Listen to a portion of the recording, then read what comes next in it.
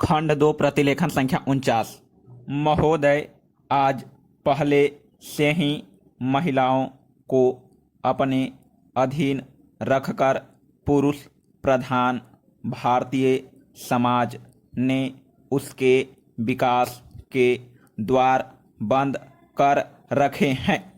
प्राचीन भारत में सामाजिक और राजनैतिक बदलाव के साथ साथ महिलाओं की स्थिति में भी बदलाव आता रहा है।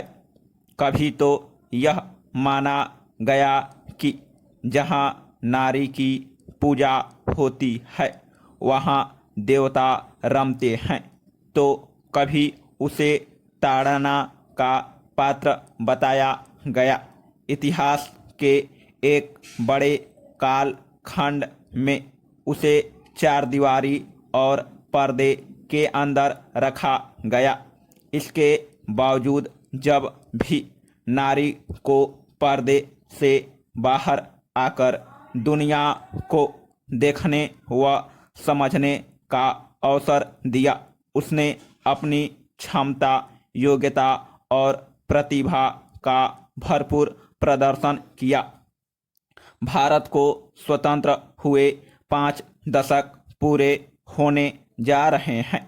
स्वतंत्रता प्राप्त करने के बाद महिलाओं के विकास के लिए संविधान में अनेक प्रावधान किए गए हैं, परंतु मात्र नियम कानून बना देने से किसी व्यक्ति या वर्ग में परिवर्तन नहीं आते। इसके लिए व्यवहार और अमल की भी आवश्यकता है, किंतु भारतीय महिलाओं के लिए इसका प्रयोग नहीं किया गया। यूँ तो प्रथम योजना काल से ही महिला विकास के छिटपुट प्रयास आरंभ हो गए थे, परंतु हकीकत में सर्वप्रथम छठी योजना के दस्तावेज में महिलाओं के सामाजिक व आर्थिक विकास का अध्याय जोड़ा गया।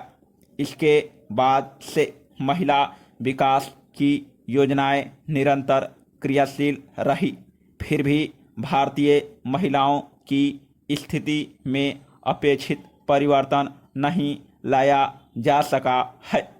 जब भारतीय महिलाओं की तुलना दूसरे देशों की महिलाओं से की जाती है तो हमें बड़े दिलचस्प तथ्यों से साक्षात्कार करना पड़ता है और हम तभी जान पाते हैं कि भारतीय महिलाओं की वास्तविक स्थिति क्या है, यानी बेहद चिंताजनक और दुरूह।